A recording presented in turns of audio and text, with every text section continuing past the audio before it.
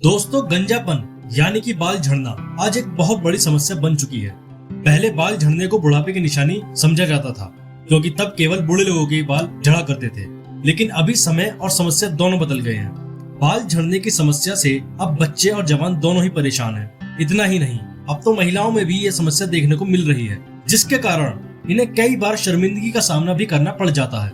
लोग इस समस्या से छुटकारा पाने के लिए तरह तरह के शैम्पू, तेल और इनके अलावा कई तरह के उत्पादों का इस्तेमाल करते हैं, लेकिन फिर भी इस समस्या का कोई खास उपाय नहीं मिलता।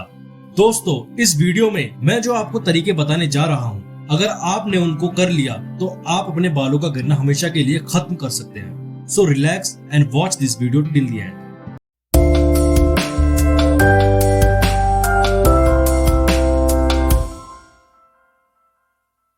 दोस्तों, ग्रीन टी को बाल झड़ने की दवा के रूप में इस्तेमाल किया जा सकता है। ग्रीन टी को एक कप में पानी में मिलाकर अपने सर में लगा लें और इसे करीब 1 घंटे तक छोड़ दें।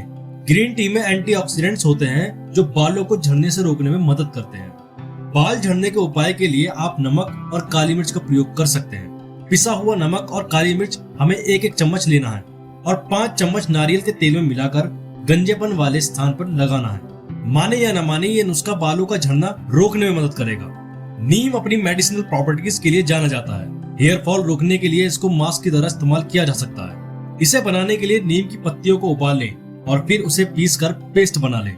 शैम्पू करने के बाद पेस्ट को लगाएं। 30 मिनट बाद हेयर वॉश कर लें। इसका इस्तेमाल सप्ताह में 2 बार करें। नीम हमारे सर में मौजूद बैक्टीरिया को खत्म करके जड़ों को और मजबूत बनाता है। इसके अलावा सिर से जुएं भी खत्म करता है और इससे खून का दौरा भी बेहतर हो जाता है। दोस्तों, अगर आप एक्सरसाइज नहीं करते हो तो आप एक्सरसाइज करना शुरू कर दो, क्योंकि एक्सरसाइज बालों के झड़ने से रोक सकती है। अब आप सोच रहे होंगे कि एक्सरसाइज का हमारे बालों से क्या संबंध है। आपको बता दूं कि बालों को उगाने के लिए न्यूट्रिएंट्स और ऑक्सीजन की जरूरत पड़ती है और वो ब्लड के थ्रू ही हमारे बालों तक पहुंचते हैं, जिसमें एक्सरसाइज एक अहम रोल निभाती है, क्योंकि एक्सरसाइज से ब्लड फ्लो बढ़ता है, जिससे न्यूट्रिएंट्स और ऑक्सीजन हमारे स्कैल्प तक आसानी से पहुंच जाते हैं। दोस्तों, अगर आपकी डाइट अच्छी नहीं है तो ये एक बड़ा कारण है हेयर लॉस का। आप अपनी डाइट में प्रोटीन और विटामिन की मात्रा को संतुलित रखें और बायोटिन को बालों के लिए उपयोगी पाया गया है, तो आप बायोटिन से भरपूर फूड्स अपनी डाइट में शामिल कर सकते हैं। इसके अलावा फोलिक एसिड और ओमेगा 3 फैटी एसिड को भोजन में जरूर शामिल किया जाना चाहिए।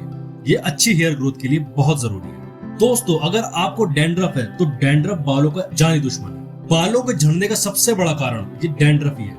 जब भी बालों में कंघी या ब्रश करते हुए आपको अपने कपड़ों पर, खास तौर पर काले कपड़ों पर चमकीले सिल्वर कलर के फ्लैक्स दिखाई दे, तो समझ लीजिए आपके बालों के अस्तित्व पर खतरा मंडराना शुरू हो गया है। डैंड्रफ सिर में इसलिए ज्यादा खतरनाक हो जाती है क्योंकि इसकी वजह से बालों की जड़ों तक पोषक पदार्थ पहुंचने का रास्ता बंद हो जाता है। एक बार ये समस्या अगर कुछ दिन या महीनों तक रह जाए तो बालों में पतलेपन या झड़ने की समस्या शुरू हो सकती है।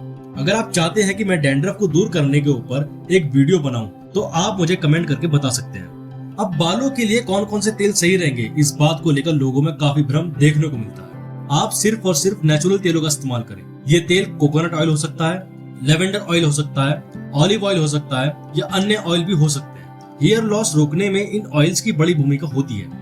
नारियल तेल का प्रयोग इसलिए भी सेफ माना जा सकता है क्योंकि इसमें लॉरिक एसिड की भरपूर मात्रा पाई जाती है। लॉरिक एसिड के कारण ये तेल बालों की जड़ों में सीधा समाकर गहराई से पोषण और नमी दोनों देता है। नारियल तेल से मिलने वाली नमी बालों की हेल्दी ग्रोथ को बढ़ाने में मदद करती है। दोस्तों, अगर आप पानी बहुत कम पीते हैं तो आप आज ही से पानी को पीने के उपयोग में लाएं। डॉक्टर के क्लिनिक का चक्कर अपने आप ही कम हो जाएगा। बालों के टूटने, झड़ने जैसी परेशानियों में भी कमी आएगी। पानी में प्राकृतिक तौर पर मिनरल्स होते हैं जो कई तरह के बैक्टीरिया और वायरस का सफाया कर देते हैं। Thanks for watching.